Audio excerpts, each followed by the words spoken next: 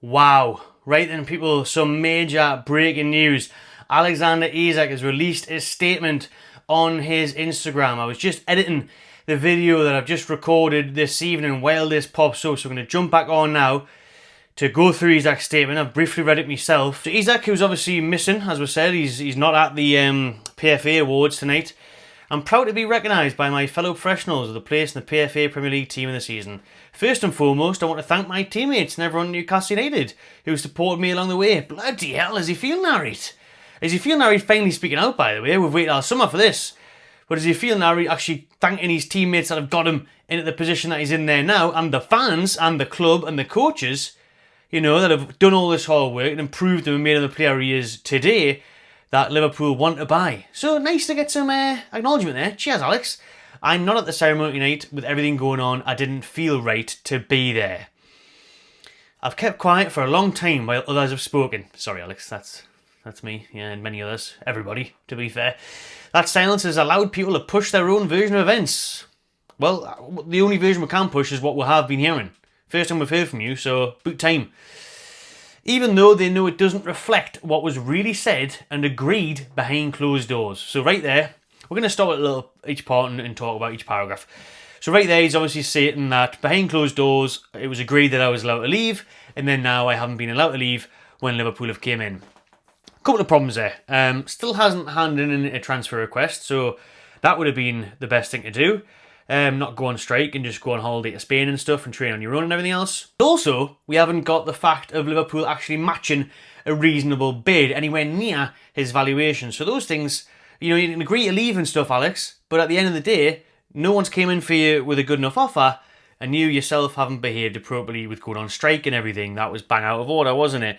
What was really said and agreed behind closed doors. Even if it was agreed, you know, you've got to be behaving professionally and show some respect to the club and the fans and everyone else that has been cheering you on and making you the player you are the past few years. Next statement, next paragraph of your statement. The reality is that promises were made and the club has known my position for a long time. To now act as if these issues are only emerging is misleading. So with that one, it's a big statement, that, isn't it? That big paragraph there. It gets even worse at the end, by the way, which we'll get into, which you'll see on your screen. But, you know, him saying there, the club have known my position for a long time, that's bad on our behalf. So the club have known that he wanted to leave for a while, then that is a big issue. Obviously, we should have been doing stuff about that. If this part's true from Alex, promises were made, the club know my position for a long time, we should have had this shit sorted at the start of the summer. We should have had Ekitike or Sesko in, anyone else, early doors, without the whole thing getting out of hand, without it being made public that Liverpool wanted him, that he wanted to leave. Get it done, get his replacement in, and then put him on the market, and then get a big bid in for him. So, if that part of his story is true, listen, he's saying it there. We've obviously said all summer what we've known from journalists, from the club, from sources, from da-da-da-da-da, and made our assumptions of it. But he's saying there that it's misleading what's been out there, and the club has known my position for a long time. So, yeah, that's a tough one for me. I mean, if I look at that, and that is true, then we have to take some blame as well. The club has to take some blame, you know. They should have had things in order and had this sorted earlier in the summer then, to be honest. But we've still got the issue of nobody really bidding for you close to what we value you at. Last paragraph then, when promises are broken and trust is lost, the relationship can't continue. That's where things are for me right now. And why change is in the best interests of everyone, not just myself. Alexander Isak. Wow, that is astonishing stuff. So the last statement there, saying the relationship can't continue, so there's no way back from him. You'll see later in this video that Romano did say that there was no way back. He's rejected record salaries. This kind of backs that up, that Isak has no intention, as he says, there is no way back for him at Newcastle United. He's not interested in how much money he's going to get offered, record club salaries, all the rest of it. He wants to leave for best interest of everyone. This can't work anymore. The relationship is broken after promises were broken as well.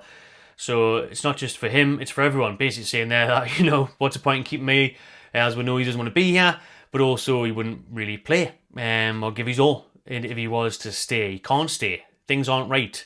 And it's in the best interest of everyone. Yeah, it's in the best interest if we actually get some money for you. It's in the best interest if we actually get a proper bid. You know, that's what we need. But anyways, I'm going to wrap this up quickly. I think I might do a live tonight actually with this one, even though it's late already, or tomorrow morning. But there's quickly out for you lot. Isak's statement, breathtaking, mind-blowing stuff, crazy that we've finally heard from him himself. Let us know what you think in the comments and enjoy the rest of this video.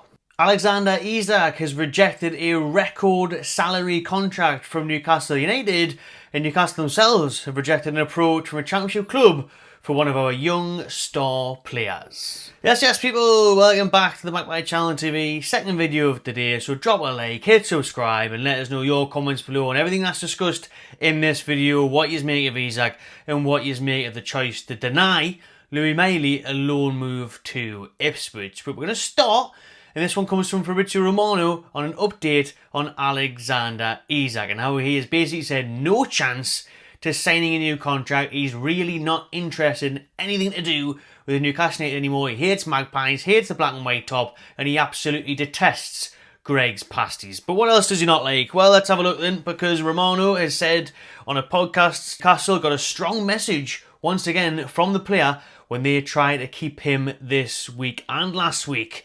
And it's a complete reluctance from Isak's camp yet again to negotiate or stay at the Toon. Newcastle in the weeks gone by in July and August have always tried to approach Isak, always trying to say, are you sure there is not even one single way we can continue together? They even offered him a new bumper contract with a record salary for the club. So the most we've offered a player ever is what we've had on the table for Alexander Isak. So the whole thing about him being pissed off with Mitchell, not giving him a deal last year and all that, well, they're trying to give him it this year, and it's too far gone now because his agent's well and truly in his head. Now he knows of the interest of Liverpool. He's got no way back at Newcastle. You know, you think after that being on the table, you know, you'd shake hands and be like, yeah, pissed off that you did this. You didn't offer us a new deal. I felt like I deserved it. Well, now it's on the table. Nah, I don't want it anymore. Sorry. Liverpool might want us still, so I'd rather just go there. Doesn't care. Now you could do now if Isak would make him stay. Literally nothing. I hear people saying, you know, the owners have got to send out a strong message. We can't let Isak leave because then what precedent does that send for future players that want to leave the club? And it's true. You know, there is some logic in that. There is some sense in that could be the case. And I don't want it to look like it's soft for Newcastle. I don't want, say, next year, if a big club comes in for Sandro Tonali, for him just to be like, meh, just going to do what Isak did then. Just going to go on strike. That'll do it. I'll get my move. Just like Alex did. That's true. We're calling to get to that point. But at this stage now, I think we've let it go too far. I mean, you either keep Isak, which we're going to have to do, if we can't sign Wissa, if we can't sign another striker, then we're going to have to, really, because we've got Asula and Gordon playing down the middle, out of position, never works. But yeah, the money's been on the table there for Isak. They offered him a new deal, and also included on top of the record salary from Newcastle, the highest wage they've ever offered anybody ever in the history of the club. There was also a release clause to let him leave in 2026. So he could have even waited till January to do this. This is the part that just starts really winding me up, is the fact that he couldn't even wait until January. Just be like, Alex, please.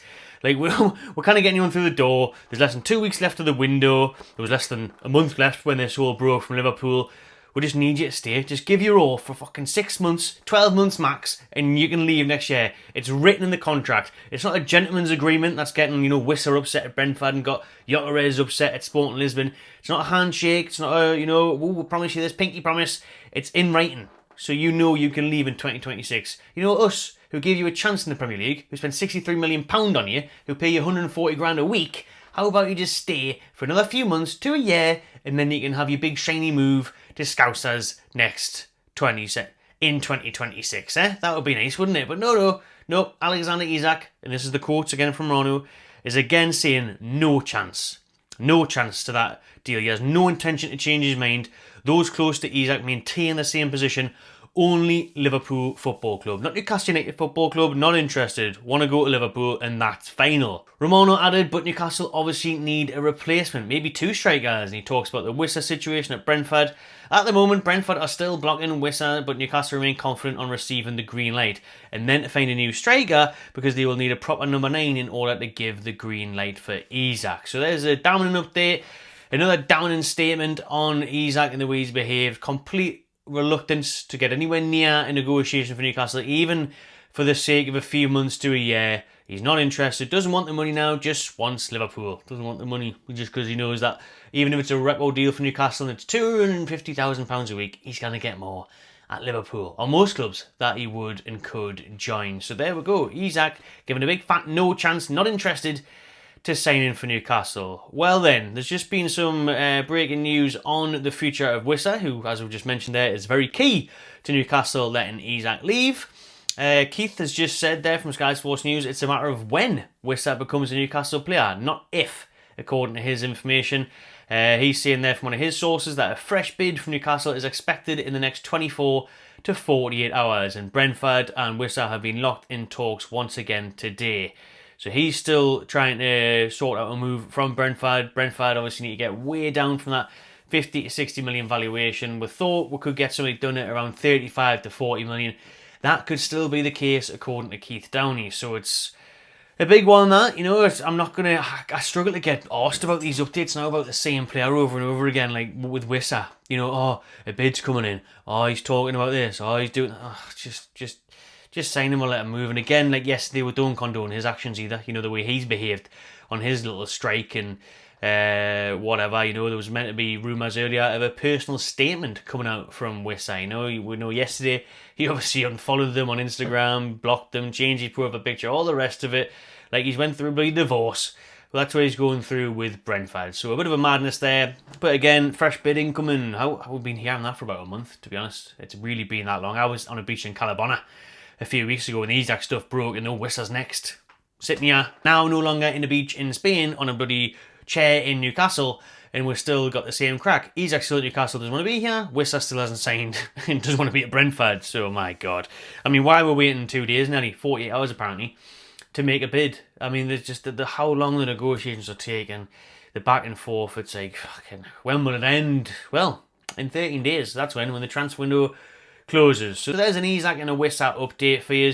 Another update that was from Keith at Sky tonight was the future of Louis Mailey, and that we have rebuffed an approach from Ipswich Town to take the young Geordie midfielder on loan. So the Tractor Boys approached Newcastle about taking Louis Mailey on a season-long loan, but they have been told no. Newcastle United want to keep the midfielder ahead of a busy Premier League and Champions League season, and Eddie Howe sees the teenager playing a key role. There's been loads of interest in the 19-year-old this summer, but Ipswich are the first and only team to make a formal inquiry. So, yeah, on Mailey then, rejecting the loan, I think it's the right choice. You know, I want to see him develop here at Newcastle. I would say a loan would be a good option for him if we had more bodies to the door, but obviously losing Longstaff, Anderson and Willock pretty much because he's always injured. Injured right now, of course, is a big blow, and obviously just bringing in Jacob Ramsey into that midfield pack there means we're still quite short on numbers. I mean, there's 6 midfielders in total if you're counting Willock. And you've got your Ramsey and Mailey, and then the guaranteed 3 starting of Bruno, Joe and Tonali. So, yeah, Mailey's going to be key. Mailey's going to be there and thereabouts. You know, I remember in the Champions League 2 years ago, he did play a lot of games. I remember seeing him at PSG away, and he was brilliant, to be fair, like absolutely class. So we want to see him doing that again. We want to see him come to the squad when we need him, when we need to rotate him. He came off the bench last week again against Villa briefly, so he's going to be needed. We know we're going to have to freshen things up. That's just talking Europe and Premier League 2 games a week. You're not even talking Carabao again and FA Cup again and an injury here, an injury there. You know, suspensions to Joe Linton or whatever. So, yeah, you're going to need players like Mailey to step in and step up. Hopefully. It's a big season for Louis Mailey. That's why maybe a loan wouldn't have been the worst option if we had strength in depth and more numbers. But realistically, we need him. And then we need him to kick on because he struggled a bit last year, didn't he? Obviously, that's a lot down to injuries. But if he gets a little run in the team or gets at least consistent minutes, if he's playing 30 minutes off the bench every weekend, if he's starting a midweek game, whatever, then we'll hopefully get to see him kick back to what we're seeing him show real class and quality in 2 seasons ago in that Champions League campaign. So it's a big one for Mailey. I'm looking forward to seeing how he gets on next season. Let us know what you would have done with him. Would you have sent him out on loan? I tell you what, it shouldn't have been a Championship loan either. I think that, he's better than that. Genuinely, I think he could go to bloody West Ham at this rate. A team that might struggle this year at Brentford. That's where he could be. So, yeah, if he was to go on loan, maybe there would be better options for him.